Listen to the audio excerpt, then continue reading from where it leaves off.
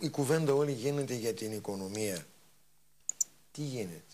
Και δεν με νοιάζει αν θα μπει η Ελλάδα σε καθεστώς επιτήρησης. Κοιτάξτε, ουσιαστικά το αν θα η Ελλάδα... ή όχι, λίγο μας ενδιαφέρει. Ουσιαστικά... Το αν θα γκρεμιστεί ο Έλληνας και δεν θα φτάνουν τα λεφτά που βγάζει για να φάει, αυτό με ενδιαφέρει. Τώρα επιτήρηση, ξέρετε κάποια πράγματα με μεγάλη συμμετοχή και ημών των δημοσιογράφων, τα εμφανίζουμε στον κόσμο, λες και ενδιαφέρει τώρα τον ανθρωπάκο εδώ που μου γράφει τον πόνο του που του κόψαν το ΕΚΑΣ και δεν του φτάνουν τα λεφτά, αν θα είναι η Ελλάδα υπό επιτήρηση και αν δεν θα είναι υπό επιτήρηση και αν θα μας επιτηρούν οι Βρυξέλλες. Ας μας επιτηρούν, ας έχουμε εμείς να φάμε και αυτές μας επιτηρούν, έτσι δεν είναι? Ναι, αυτό είναι λοιπόν το ζητούμενο. Οικονομία που πάει? Υπάρχουν πρώτα μέσα στην Ευρωπαϊκή Ένωση 6 χώρες ως αυτή τη στιγμή υπερβολικού ελλείμματος, έτσι λέγονται χώρες. Και όχι μόνο εμείς οι μπατήριδες, ναι, υπάρχουν και με πρώτη και καλύτερη τη Γαλλία του Σαρκοζή. Έτσι. Έχει σημασία αυτό το πράγμα για τα περαιτέρω. Πάντως ο κύριος Αλμούνια απευθύνθηκε σε εμάς χθες προχθές και μας ζήτησε περικοπή των κρατικών δαπανών 10%. Ανηγγέλθη δε σαφώς ότι οι πρώτοι που κόβονται είναι 5.000 από τις 50.000 των συμβασιούχων με συμβάσεις έργου. Πρέπει να πω το εξής καταρχήν. Δεν κόβονται και οι μισθοί των Golden ή Deneke Boys? Οι Golden Boys έχουν πάρει 580 εκατομμύρια ευρώ τα τελευταία 5 χρόνια. Τζάμπα πράγμα. Εκ των οποίων τα 200 εκατομμύρια ευρώ αφορολόγητα, και οι μεγαλοεκδότες υπήρχε μια παλαιά ρύθμιση Σιμίτη της παραμονές των εκλογών του 2004 που έδινε τη δυνατότητα στους μεγαλοεκδότες, καναλάρχες και άλλους το 2% του τζίρου τους να μην το εξηγούν, δηλαδή να μην το γράφουν, να μην κλπ, να μην φορολογούνται, να είναι μαύρα χρήματα.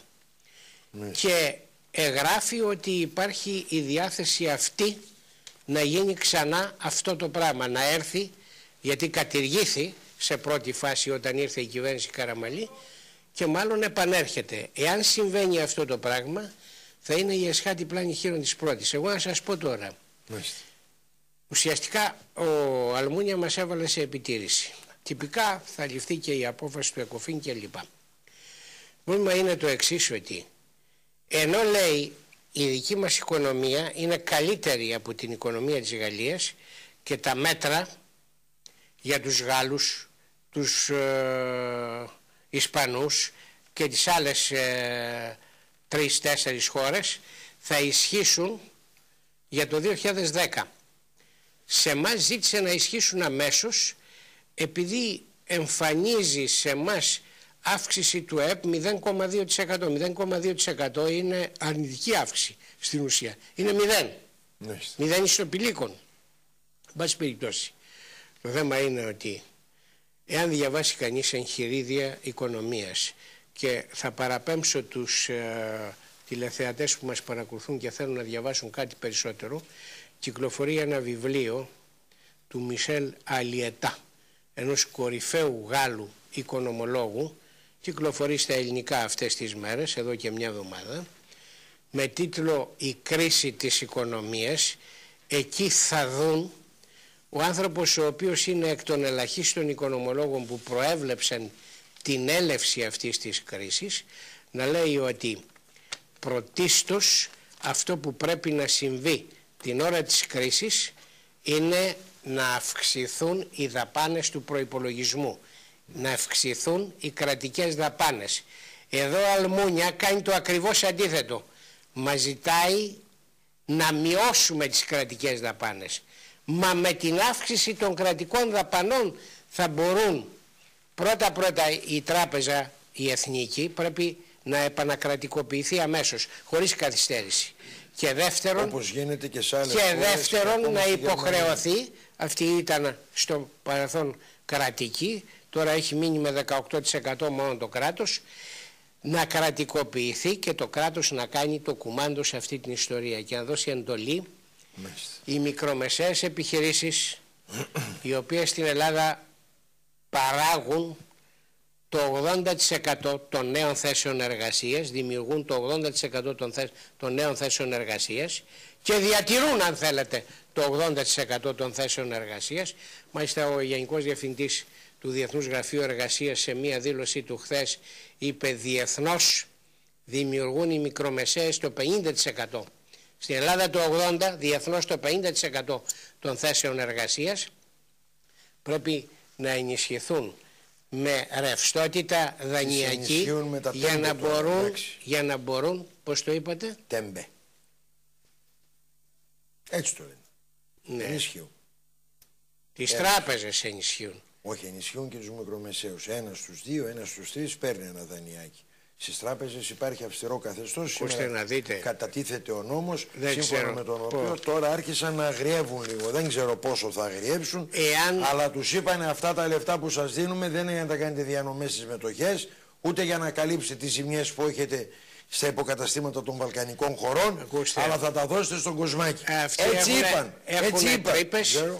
Και έχουν μεγάλες τρύπες στα Βαλκάνια, έχουν εξοδέψει στα Βαλκάνια και την Τουρκία 58 εκατομμύρια ευρώ, τα χάνουν τα λεφτά αυτά, να τα χάσουν 1000 φορές και να σώσουν τις επιχειρήσεις στην Ελλάδα για να σώσουν τις θέσεις εργασίας. Είπε χθες ο Παπαθανασίου ότι κατεβάζει τέτοιο νομοσχέδιο. Να το δούμε. Όταν το δούμε εγώ θα είμαι ο πρώτος ο οποίος θα το χειροκροτήσω. Όταν το δούμε έτσι όπως πρέπει να είναι. Όπως το ανακοίνωσε. Για την ώρα αυτό το οποίο βλέπω ότι δαπανίσαμε λόγω διαφθοράς, είμαστε πρωταθλητές στη διαφθορά στα ελαδώματα. Χρόνια τώρα. Ναι, αλλά είμαστε και το 2008. Χρόνια τώρα. Δεν το και έχουμε δαπανίσει καμιά 700 εκατομμύρια ευρώ. Έχουμε αναγάγει το λάδωμα και τη διαφθορά εις επιστήμη. Και είναι ντροπή μας αυτό το πράγμα να γίνεται. Λοιπόν, έχετε μηνύματα πολλά, δεν έχω καθόλου χρόνο. Ο κύριος Κωνσταντίνο Τζέκης λέει για σας ότι είστε ο μόνος που λέτε την πραγματική αλήθεια και τονίζει ότι όλα τα κόμματα πρέπει να τον προτείνουν για πρόεδρο της Δημοκρατίας. Εννοεί εσάς. Βέβαια η κυρία Αναστασιάδου ρωτάει γιατί δεν βοηθήσατε να στηθεί το άγαλμα του Μεγάλου Αλεξάνδρου σε Ασφροβάλτα, αλλά τώρα δεν έχουμε καιρό για να το εξηγήσετε, θα το κάνετε μια άλλη φορά. Δεν είναι ότι δεν βοήθησα, άλλοι δεν βοήθησαν. Εσείς βοηθήσατε. Και εν πάση περιπτώσει εγώ φωνάζω να στηθεί επιτέλους το άγαλμα του Μεγάλου Αλεξάνδρου που 30 χρόνια είναι στις αποθήκες της Αθήνας, του Δήμου Αθηναίων αυτή τη στιγμή και δεν έχει στηθεί. Και με έχουν δουλέψει όλοι οι δήμαρχοι. Γιατί? Για ανομολογήτους λόγους. Διότι οι Αθηναίοι διέπονται από το σύνδρομο του Δημοσθένη, προφανώς. Πάντως και εγώ θα ψήφιζα, θα μπορούσαν να στήσουν ένα άγαλμα άλλων λαμπρών. Το άγαλμα του Μεγάλου Αλεξάνδρου στην Αθήνα είναι 30 χρόνια έτοιμο. Μήπως δεν βρίσκουν πλατεία, παραδώσει χώρο, ζών ο μακαρίτης ακαδημαϊκός Γιάννης Παπάς, ο οποίος έχει κάνει στη Θεσσαλονίκη το άγαλμα του Ελευθερίου Βενιζέλου, το άγαλμα του Ίωνος Δραγούμη και ίσως και κάποιο άλλο, αλλά αυτά τα δύο τα έχει κάνει αυτός. Σας ευχαριστώ πάρα πολύ. Να είστε καλά. Διαφημίσεις και...